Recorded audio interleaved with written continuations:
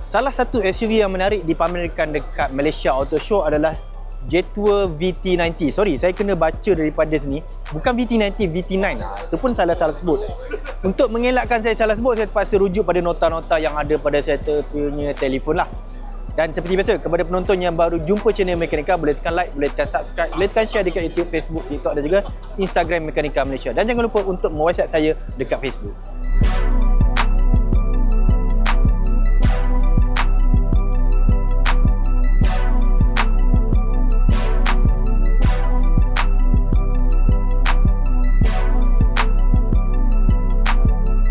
Bang, bau sedap ni bang. Setiap kali saya nampak abang mesti tengah masak. Ataupun muka abang berseri-seri. Apa rahsia abang ni? Inilah dia Acer Pure Chef KF1. Ini macam power je bang. Apa yang best sangat pasal ni bang? Nak tahu apa dia? Okey, dengar memulai. Dialah air fryer, dialah pemanggang dan dialah hotpot. Semuanya dalam satu kali. Jadinya apabila awak nak masak kan, awak tak payahlah kejap nak tukar kuali lah, tukar periuk lah, nak tukar alat pemanggang lah. Semuanya dalam satu. Kan senang kan buat kerja?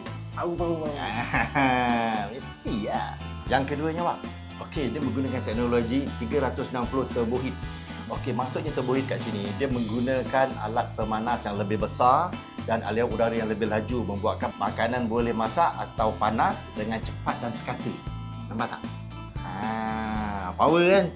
Power ni. Masak dengan sekata tu yang bagus. Yes. Yang ketiganya, Wak. Kau nampak tak ni? Bakul kaca ni. Dia load sinar, Wak. Kalau yang air fryer biasa tu, dia besi. Jadinya susah kita nak monitor makanan kita kat dalam. Yang ini awak boleh tengok di sini, nampak? Dan satu lagi, dia ni tak toksit dan juga tahan apa, Wak? Bagus ni. Bagus ni, senang nak pantau. Tahu tak apa? Lagi, Wak. Yang keempat, yang ni kurang minyak, lebih sihat. Kita dah tua ni, Wak. Kurangkan makanan yang berminyak-minyak. Contohnya, kalau awak masak nugget lah kan, nugget kan tu sendiri dia ada minyak kan. Yang itu awak jangan risau.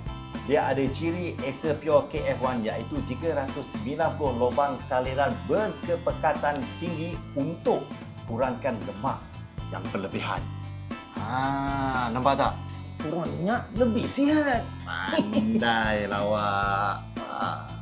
Yang kelima, Wak. Ni, air fryer ni bersaiz 5.5 liter dan kemudian periuk memasak ni 2.5 liter. Let's say lah awak family besar ataupun tiba-tiba nak panggil kawan datang makan, tak ada hal lah, Wak. Anytime boleh buat. Boleh panggang, boleh goreng, boleh hotpot, semua boleh, Wak. Anytime, senang.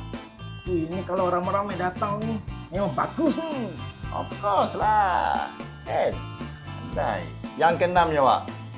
Pasal kualiti tak, Wak tak usah bimbang. Sebab apa? Dia punya sentuhan panel ni cukup praktikal dan tahan. Semuanya ni kualiti cukup baik, Wak. Tahu. Kualiti TikTok ni. Tahu tak apa. Kan? Dia nama baik ni. Last sekali, Wak. Yang ketujuh. Okey, reka bentuk dia tak payah nak risau. Cukup mudah untuk nak dibersihkan dan dia tak ada bau. Dia tak ada meninggalkan apa-apa bau, Wak, selepas kita masak. Yang itu, Wak, jangan risau. Wak, sekali flip je. Semua sisa tersembunyi, terkumpul, barulah senang nak bersih. Dia punya bakul goreng kaca ni, Wak, dia memang tak ada bau lepas masak. So, barulah dapur kita rasa bau segar, tak ada bau busuk. Mantap lah, bang. Saya nak order satu lah, bang. Nak order satu? Okey, harga dia, Wak, 799, Wak. Tapi, Wak, sabar. Dengan Mekanika, Wak, kita bagi 599, Wak. Harga promo tu. Macam?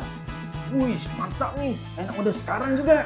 Untuk pembelian online, boleh didapati di Acer e-Store dan Acer Shopee Store. Untuk pembelian secara fizikal, yakni offline, boleh beli di One Living dan Sengheng.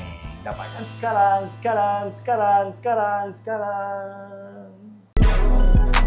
Ini adalah salah satu pencabar terbaru dalam SUV segmen C. Memang SUV segmen C ni memang banyak gila pilihan.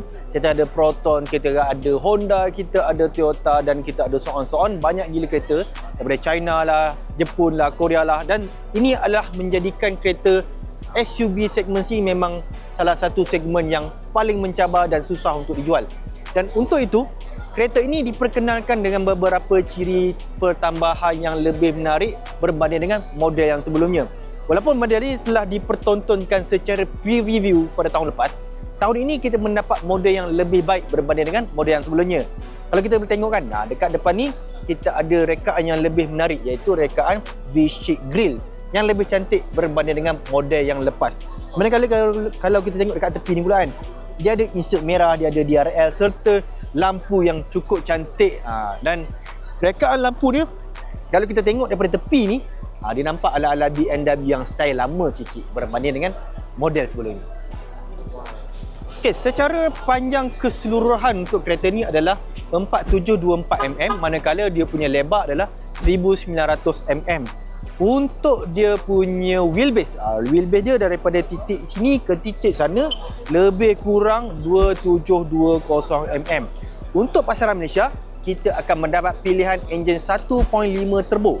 1.5 turbo tadi akan menjana 156 PS dan 230 Nm torque. Biasa saja, tapi untuk SUV kegunaan harian ini memang pilihan enjin yang tepat dan sesuai. Kalau kita tak nak besar sangat, kalau besar sangat nanti Loctite mahal, minyak mahal dan sebagainya. Dan enjin tadi akan digandingkan dengan transmisi 6 kelajuan DCT yang memacu roda hadapan saja. Kalau tengok dekat bahagian belakang ni lah, lampu dia pun boleh tahan menarik. Sebab apa? Dia pakai LED stripe kat sini. Ni memang mana-mana kereta Cina dia akan letak LED stripe lah. Cuma yang membezakan kereta Cina ni berbanding dengan kereta-kereta Cina yang lain, dia punya ada elemen tersendiri. Saya memang cukup suka kalau dia ada elemen macam ni lah. Dia nampak mahal dan tak nampak kedekut. Dan untuk dia punya luggage, okey, kalau ada 7 penumpang yang naik dalam kereta ni, dia sebenarnya SUV C segment 7 penumpang. Dia hanya menyediakan sekitar 89 liter saja ruang kargo. Akan tetapi kalau kita lipat macam ni, dia memang cukup besar. Dia boleh menawarkan sehingga 440 liter. Kalau kita lipat ke semua seat ni kat belakang, kita jadikan kereta ni 2 seater saja, kita dapat lebih kurang 1680 liter. Dan kalau kita tengok kan, sebenarnya dekat bahagian belakang ni masih ada lagi ruang untuk letak barang-barang. Kita ada soket 12 volt, kita ada point-point untuk kita sangkut kita punya jaring. Sebenarnya point-point itu menjadikan kereta ni lebih praktikal kalau kita nak guna seharian. Contohnya kalau kita nak naik 7 orang, kita nak kena pasang jaring. Sebab apa? Sebab kalau kita pasang bag-bag, tak ada jaring tu, benda tu boleh jatuh ke bawah. Dan dekat bahagian bawah ni, dia punya apron dekat sini. Saya rasa sini adalah dia punya lampu kabus dekat belakang dan dia ada dual tailpipe. Cuma sayangnya tailpipe ni bukan tailpipe original. Sebaliknya dia adalah tailpipe tipu-tipu sahaja. Dekat bahagian dalam ni, ini adalah satu standard macam mana bahagian dalam kereta daripada China direka lah. Dia ada screen dan sebenarnya 10.25 inci, 10.25 inci. Saya rasa benda ni kita kena tegur lah, sebab saya kalau boleh dia tak nak macam ni, macam papan yang sekeping. Untuk menjadikan mata kita lebih natural, sepatutnya benda ni lebih kepada rekaan yang melengkung. Kalau melengkung, dia nampak lebih cun lah. Dan kalau kita tengok secara keseluruhan, rekaan dalaman untuk J2 VT9 ni, dia nampak seakan-akan sebuah daripada Mercedes. Sebab apa? Sebab switch untuk dia punya kursi ada dekat sini. Manakala dia punya rekaan corong pembesar suara pula, dia punya mengingatkan kepada rekaan Burmester yang ada pada Mercedes. Untuk tengah ni pula, memang kita ada satu ruang simpanan. Dekat sini kita ada USB, ada soket 12 volt dan ada tempat untuk kita mengecas telefon dekat sini. Ini memang perkara yang boleh dipuji untuk kebanyakan kereta daripada China. Sebab apa? Sebab bila dia bagi ni, dia akan bagi lagi satu cooling pad dekat sini. Dekat sini juga, saya rasa ini adalah untuk kita tukar dia punya mode pemanduan. Dan saya suka dia punya rekaan tombol gear ni. Sebab apa? Dia punya rekaan adalah sedikit compact. Saya rasa dia ni tak perlukan ruang mekanikal yang besar. Cuma sayangnya, kalau dia buat macam ni, sepatutnya dia kena ada ruang tambahan dekat bawah lah. Baru nampak lebih kemas. Baru kita ada ruang tambahan dekat bawah ni. Dan dekat depan ini juga, kita ada 3 corong penyaman udara. Banyak juga dia bagi. Dan dia punya switch ni. Switch ini juga mengingatkan kita pada rekaan daripada Mercedes-Benz. Okey, dekat bahagian belakang ni memang boleh tahan luar lah. Cuma saya rasa sebab saya dah tolak sini ke belakang, saya hijau-hijau tadi, rasa nampak sempit lah sebenarnya, agak luas sebenarnya.